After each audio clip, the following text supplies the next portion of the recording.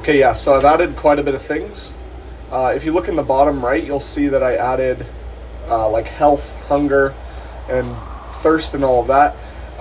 The main things that are actually working right now is the hunger and the health. Those are actually working.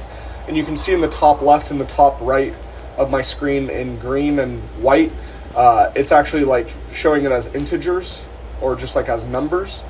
And so it has working health and hunger right now. I also added scrolling on the hotbar. You can see that here. And I think I've made a video about this, but there's crafting too. I also added procedurally spawning ruins like this. I'm currently working on adding chests so that these procedurally generated ruins actually have chests that you can loot. And then the other thing that I added was waves. It's pretty subtle right now, but before this was just a 2D plane. Like the water was just a 2D plane.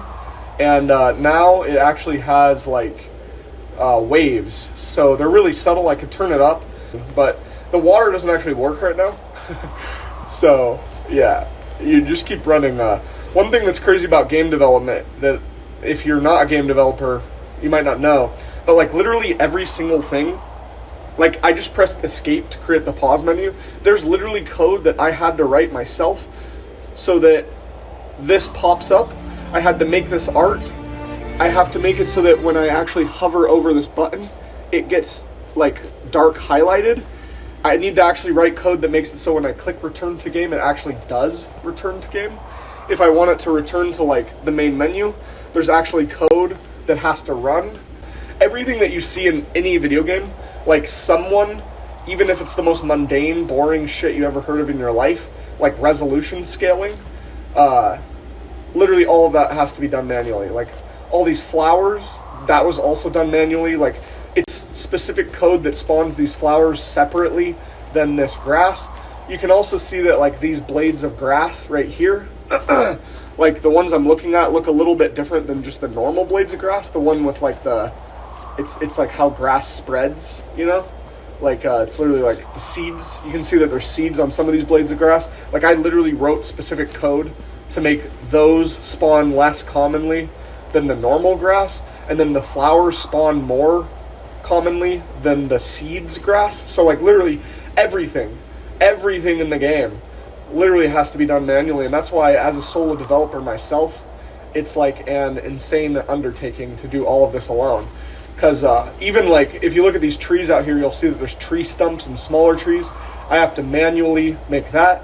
I also like for an hour this week was making it so that this this grass texture scales correctly across the procedural world.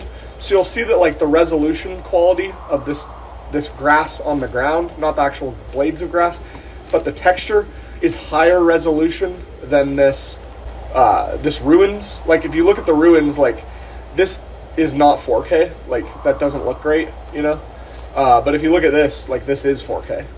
So like literally everything. That's the craziest part about game development is everything you could ever imagine. Literally, like everything. Like if you look, like there's no animation for jumping right now, and that's because I need to write code that occurs whenever I jump. I need to animate the jumping animation, you know? So literally everything. That's why it might seem like it's slow going, but it's because I'm doing everything myself. And I'm a gameplay programmer, but I don't know as much about like all this UI stuff and getting this like hotbar to do that. I've never done like UI stuff before, so it's also brand new for me. So yeah, that's pretty much what I've been doing behind the scenes. I also added a new skybox. It looks really good in my opinion, but it does not support dynamic skies right now. So this is the only time of day that we can do right now.